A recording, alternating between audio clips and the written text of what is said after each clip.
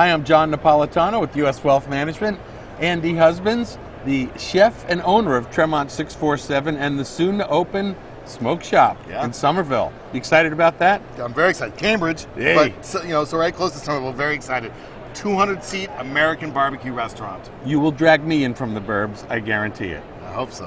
What we're going to learn from Mr. Chef today is how to sharpen a knife. Yes. You know, a lot of people own nice knives at home, and they, dull the daylight out of them and have no idea how to get them back to prime. So Andy, true professional in the kitchen, is going to show us how to do that. So why don't you give us a little demo here? And, Okay. What is this thing anyway? What's that? This is a box? tri-stone, and Tri-stone. this is people call this a French knife or a chef's knife, and this is my go-to knife. This is an R. Murphy knives. These are made in Massachusetts. One of my favorite knives to use.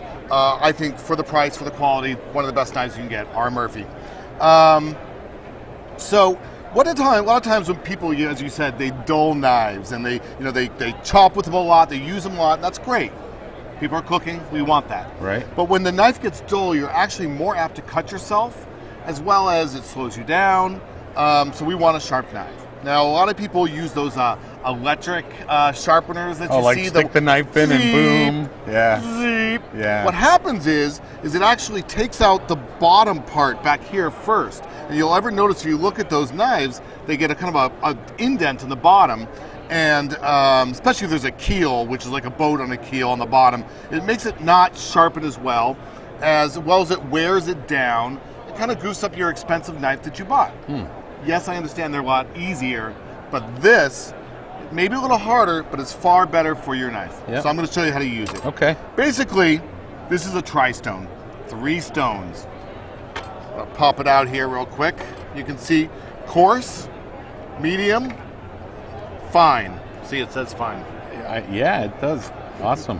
What we're going to do is start with the coarse. Now, there's a lot of great videos out there, this being one of them, but you can definitely do some research on how to do this. It takes practice. And yes, you can goof up your knife a little bit, but you need to just keep practicing and practicing.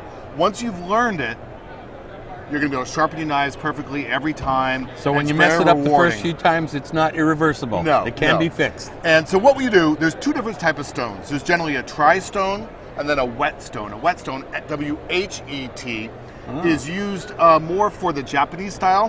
When we see the German, which is a softer steel, when you see the German style or the harder steel knives, which really hold a great blade, you're going to want to use a tri-stone. All right, let's see it. So we have our stone. I start in the coarse. This is a honing oil. You just kind of put a little bit on top, like so. Whoops. Like so. Kind of rub it down. Now, to do it, if you go in the center, that's a 90-degree angle. 45, 22. You want to have about a 22-degree angle, so we cut that in half. 90, 45, 22. For me, I kind of like to stand, squared shoulders, squared feet, like golfing almost, right? Yeah.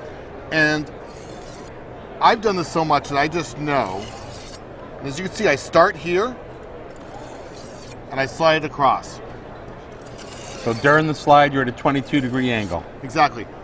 I've done this so much that I can hear it. I hear the sound I'm looking for. So it just takes practice, and you learn it, and you're able to do it like so. Anything different you do if you have really a dead, dull knife, or is it the same deal, just more grind? So it's generally about 8 to 10 times I'm going to do that. Okay. I would do 8 to 10 times, switch on the course every time. We switch to our medium. We do the same thing. We add a little bit of our honing oil, put it on top like so. You can hear that finer noise. Yeah, that sounds... Right?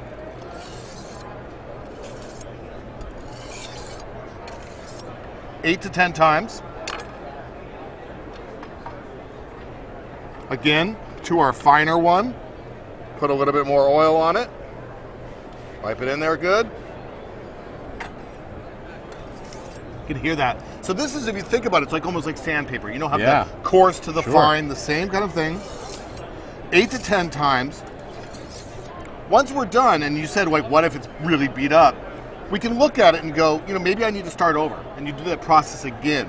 And I know it sounds laborious, and I know that people really want something quick and easy, but it always confuses me with cooking why people want stuff quick and easy when really we want it done right, because this is something we're going to eat and enjoy. Yeah, I'll say. So how often do you go through this process? With every use? So, and if you can just put your finger and kind of pull off to the side, you can that's feel awesome. how sharp that is. Could probably clean me up a little bit with that. So how often? It really depends on how much you're cooking and what you're cooking with.